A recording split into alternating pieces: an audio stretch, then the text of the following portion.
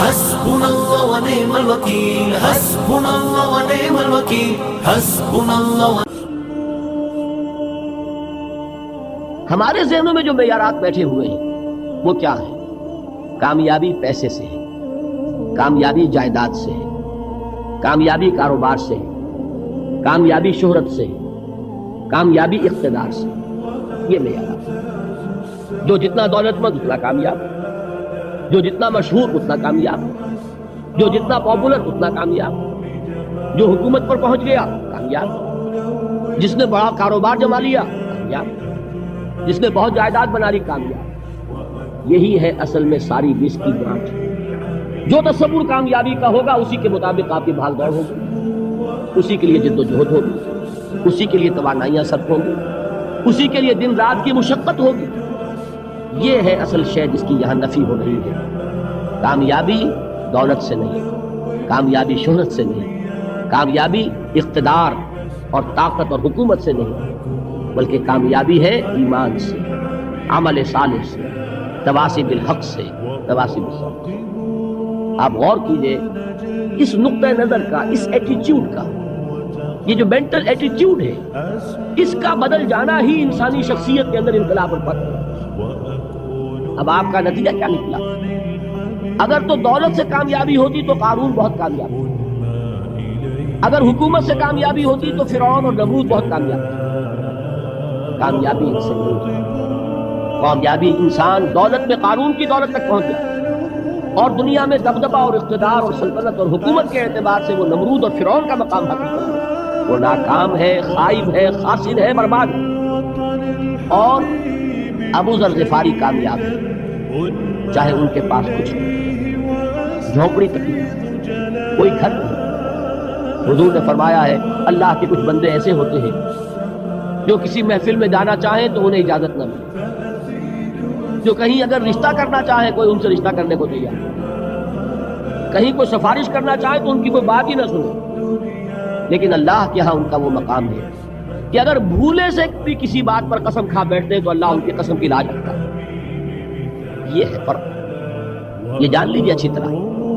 اس بات کا مان لینا آسان، اس پر سبحان اللہ کہنا آسان، لیکن اس کے مطابق آپ کے اپنے ذہن کا بدل جانا بہت مشکل ہے۔ اس لیے کہ ہم متاثر ہوتے ہیں اپنے ماحول سے۔ وہ بڑا محل ہے، دیکھ کر ایک دفعہ ٹھجری آتی، وہ بڑی سی 20 فٹ لمبی کار سناٹے کے ساتھ آپ کے پاس سے گزر گئی۔ ایک دفعہ اعصاب کے اندر ارتعاش ہوتا ہے، محسوس ہوتا ہے بڑے یہ نصیبے والے لوگ ہیں، بڑے خوش نصیب، بڑے کامیاب، حالانکہ کچھ معلوم نہیں ہے کہ یہی سب سے بڑی بدنصیبی ہے، ہو سکتا ہے کہ یہی سب سے بڑی ناکامی ہے۔ اگر ذہنوں میں یہ بات بیٹھ جائے کامیابی کس شے سے، یہی وجہ دیکھیے قرآن مجید میں بارہا آپ دیکھیں اولئک هم المفلحون، یہ ہے لوگ کامیاب ہوتے۔ آج یہ آپ نے نماز میں وہ آیات سنی، یا ایھا الذین آمنوا ارکعوا واسجدوا واعبدوا ربکم وافعلوا الخیر لعلکم تفلحون۔ اے ایمان والو، رکوع کرو، سجدہ کرو، اپنے رب کی پرستش اور بندگی کرو اور اچھے کام کرو تاکہ تم کامیاب ہو جاؤ۔ تو کامیابی کن چیزوں سے ہے؟ یہ ہے سب سے بڑا سبب۔ یہ ہمارے دل میں اگر بات بیٹھ جائے، ٹھک جائے، زندگی بدل جائے گی، صبح و شام بدل جائیں گے، نقشے بدل جائیں گے، بھاگ دوڑ کا رنگ بدل جائے گا، ویلیو سٹرکچر بدل جائے گا۔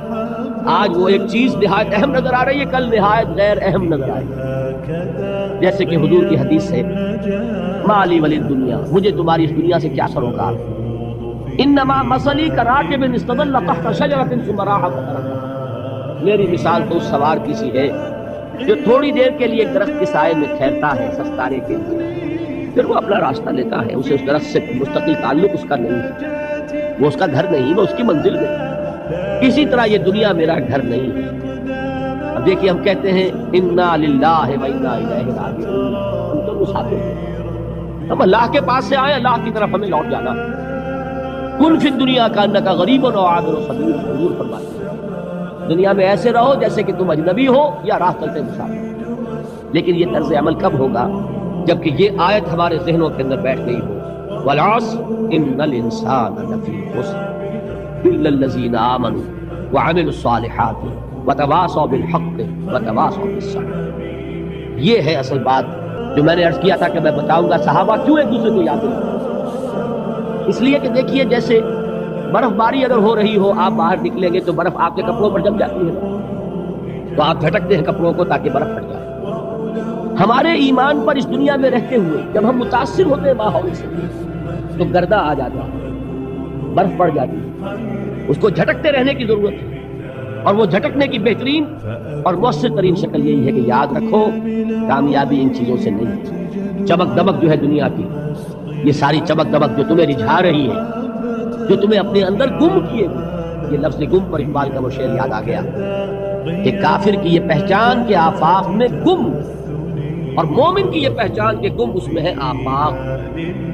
تم گم نہ ہو کر رہ جاؤ اس میں، مبہوت نہ ہو کر رہ جاؤ، مرعوب نہ ہو کر رہ جاؤ، دنیا ہی کی محبت تمہارے اوپر ڈیرے نہ جائے، تمہارے دلوں کے اوپر مسلط نہ ہو جائے۔ لہذا تازہ کرتے رہا کرو والعصر ان الانسان لفی خسر الا الذین آمنوا وعملوا الصالحات وتواصوا بالحق وتواصوا بالصبر۔ پھر یاد کر لو، پھر تازہ کر لو اپنے اس یقین کو کہ کامیابی دولت سے نہیں، کامیابی ثروت سے نہیں، کامیابی اقتدار سے نہیں، کامیابی شہرت سے نہیں، کامیابی جائیداد سے نہیں، کامیابی ہے ایمان سے، کامیابی ہے عمل صالح سے، کامیابی ہے تواصی بالحق سے، کامیابی ہے تواصی بالصبر سے۔ یہ چار چیزیں ہیں کہ جو کامیابی کے لوازم ہیں۔